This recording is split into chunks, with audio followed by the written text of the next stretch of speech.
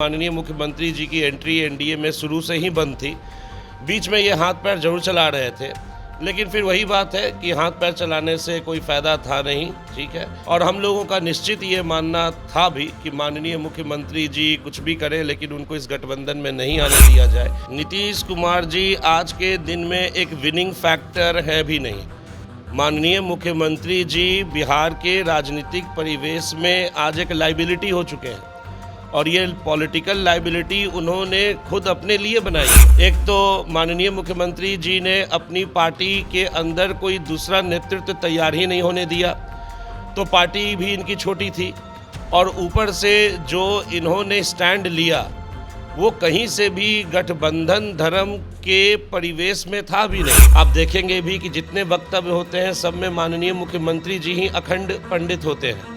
किसी को कुछ नहीं पता होता है, सब चीज़ इन्हीं को पता होता है, सारा काम ये कर चुके हैं, अब इनके पास काम ही नहीं है करने के लिए। तो या तो अगर आप मुख्यमंत्री अति पिछड़ा समाज से नहीं बना रहे हैं तो इसका मतलब ये कि आपकी जो ये नारा है, जिसकी जितनी हिस्सेदारी उसकी उतनी भागीदारी है, ये सिर्फ किसी खास जाति और किसी खास समूह पे ही लागू होता है। नहीं तो दूसरा अर्थ इसका ये हो सकता है कि फिर आप जो गरीब गुरबा का नारा लगाते हैं वो गलत है। 6 सीटें हैं लोजपा की, वो मांग नहीं है, वो लोजपा की पहचान है। जो 6 संसदीय सीट है वहाँ पे हमारे नेता स्वर्गीय रामविलास पासवान जी ने कर्मठ काम किया। हमारे कार्यकर्ता निरंतर 23 सालों से, 2000 में बनी है लोक जनशक्ति पार्टी, 23 साल से उन 6 संसदीय क्षेत्र में काम कर रहे हैं, जनसंपर्क कर रहे हैं। मुजफ्फरपुर के पताही एयरपोर्ट ग्राउंड से अमित शाह ने इस बात का ऐलान कर दिया है कि नीतीश कुमार चाहे जितना जोर लगा ले, हाथ पैर मार ले, लेकिन उनकी अब एनडीए में वापसी यानी बीजेपी के साथ उनके संबंध अब अच्छे नहीं हो सकते हैं। इससे सबसे अधिक खुशी अगर किसी पार्टी को मिली होगी, ये खबर सुन के, वो भाषण सुन के जो गिरिराज सिंह ने दिया, जो सम्राट चौधरी ने दिया, और सबसे अंत में अमित शाह ने दिया कि नीतीश कुमार के लिए बीजेपी के सभी दरवाजे बंद हो चुके हैं, वो पार्टी लोजपा रामविलास होगी, यानी चिराग पासवान। क्योंकि बिहार में अगर सबसे लंबी और सबसे कड़ी अदावत की कहानी किन्हीं 2 पार्टियों में चली तो वो चिराग पासवान की लोजपा रही और नीतीश कुमार की जदयू रही है। चिराग पासवान से जब भी ये सवाल किया गया, जब ये अनुमान लगाए जा रहे थे कि क्या नीतीश कुमार की एंट्री हो सकती है, थोड़े असहज भी होते दिखते थे चिराग पासवान, लेकिन ये बात जरूर कहते थे कि चिराग जी की एंट्री, माफ कीजिएगा, नीतीश कुमार की एंट्री नहीं हो सकती है।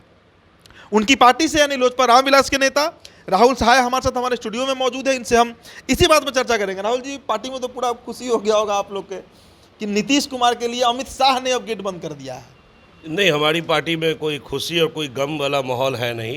ये शुरू से पता था। बीजेपी जो है वो एक सम्मानित और आप कह सकते हैं कि दायित्वों वाली पार्टी है। नीतीश जी, माननीय मुख्यमंत्री जी जिस तरीके से गठबंधन छोड़ के गए थे, वो किसी भी सम्मानित दल के लिए ये उचित नहीं था कि वो अपने समर्थक और कार्यकर्ताओं के मोराल को रख पाते अगर जो लोग उनको छोड़ के गए हैं उनको फिर से वापस लेते। तो ये तो सीधी सी बात थी कि नीतीश जी, माननीय मुख्यमंत्री जी की एंट्री एनडीए में शुरू से ही बंद थी। बीच में ये हाथ पैर जरूर चला रहे थे, लेकिन फिर वही बात है कि हाथ पैर चलाने से कोई फ़ायदा था नहीं, ठीक है। और जहाँ तक हम लोगों की पार्टी का बात है, तो जैसा मैंने कहा कि हम लोग एनडीए के घटक दल हैं, और हम लोगों का निश्चित ये मानना था भी कि माननीय मुख्यमंत्री जी कुछ भी करें, लेकिन उनको इस गठबंधन में नहीं आने दिया जाए। क्योंकि हम लोगों का एक स्टैंड है, हम लोगों का मानना है कि बिहार की जो दुर्दशा विगत 18 वर्षों में हुई है वो माननीय मुख्यमंत्री जी की कार्यशैली की वजह से हुई है। और फिर ऐसे मतलब कि राजनीतिक दल के साथ गठबंधन में काम करना, अपने एजेंडे के साथ लेना का परस्यू करना, वो कहीं ना कहीं तो ज़रूर ही हम लोगों के लिए एक असहज था। तो जो भी हुआ है बिहार के लिए और देश के लिए अच्छा हुआ है। आपको लग रहा है कि 2019 के लोकसभा चुनाव में आप लोग साथ थे, मतलब लोजपा, जदयू, बीजेपी सब साथ में आप लोग चुनाव लड़े थे, तब जो एक स्ट्रेंथ था, और अब चूंकि बीजेपी ने, अब चुनाव में ज़्यादा समय रहा भी नहीं और बीजेपी ने ऐसे मौके पर ये बात डिक्लाइन कर दिया कि नीतीश कुमार की एंट्री होगी, एनडीए उतनी मजबूत दिख रही है आपको, आपकी पार्टी को, चूँकि नीतीश कुमार इस बार विपक्ष में है और नीतीश कुमार जिधर भी रहते हैं कहा जाता है कि उधर पलड़ा जो है वो भारी रहता है। देखिए, ये पुराने दिनों की बात हो गई। नीतीश कुमार जी आज के दिन में एक विनिंग फैक्टर है भी नहीं। माननीय मुख्यमंत्री जी बिहार के राजनीतिक परिवेश में आज एक लाइबिलिटी हो चुके हैं और ये पॉलिटिकल लाइबिलिटी उन्होंने खुद अपने लिए बनाई है। एक तो माननीय मुख्यमंत्री जी ने अपनी पार्टी के अंदर कोई दूसरा नेतृत्व तैयार ही नहीं होने दिया, तो पार्टी भी इनकी छोटी थी और ऊपर से जो इन्होंने स्टैंड लिया वो कहीं से भी गठबंधन धर्म के परिवेश में था भी नहीं। तो माननीय मुख्यमंत्री जी यही हैं जिन्हें 2010 में अपार आप कह सकते हैं कि जनमत प्राप्त हुआ था। बिहार की जनता ने इनको 115 सीट लाया था, लेकिन उसके बाद फिर क्या हुआ?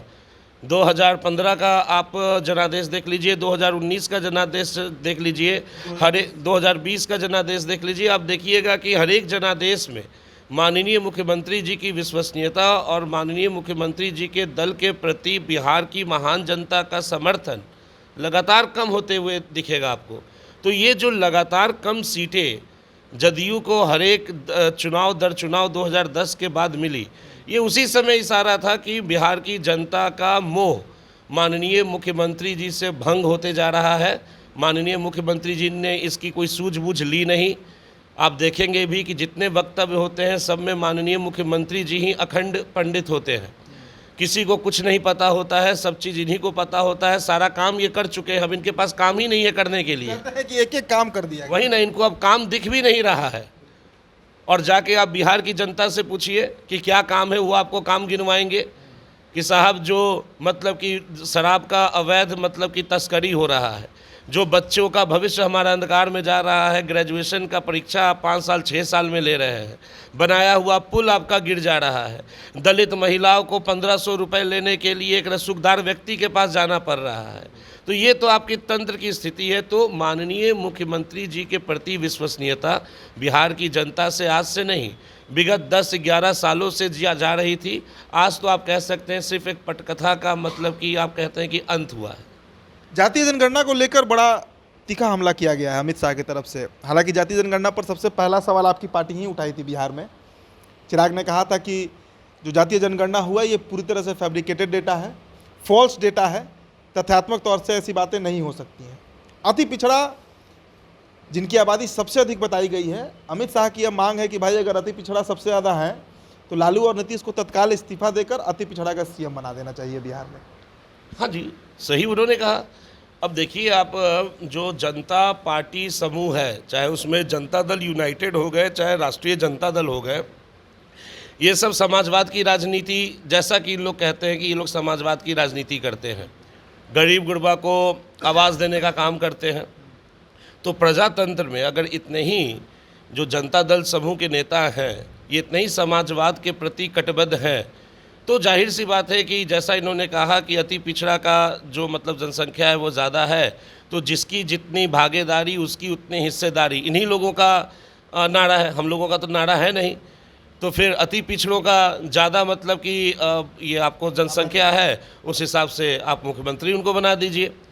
तो या तो अगर आप मुख्यमंत्री अति पिछड़ा समाज से नहीं बना रहे हैं तो इसका मतलब ये कि आपकी जो ये नारा है, जिसकी जितनी हिस्सेदारी उसकी उतनी भागीदारी है, ये सिर्फ किसी खास जाति और किसी खास समूह पे ही लागू होता है। नहीं तो दूसरा अर्थ इसका ये हो सकता है कि फिर आप जो गरीब गुरबा का नारा लगाते हैं वो गलत है।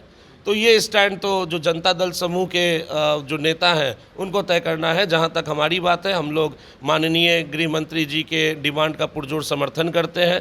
अगर जातीय जनगणना में सब चीज़ अनुकूलित है और उसमें अगर कि पिछड़ी जनजातियों का मतलब कि ज़्यादा जनसंख्या है तो उस हिसाब से उनको रिप्रेजेंटेशन मिलना चाहिए। आपके प्रदेश अध्यक्ष राजू तिवारी अभी संकल्प यात्रा पर आपकी जो पार्टी चल रही है उसमें उन्होंने फिर उस बात को दोहराया कि हमारा 6 लोकसभा सीट और 1 राज्यसभा सीट कन्फर्म है।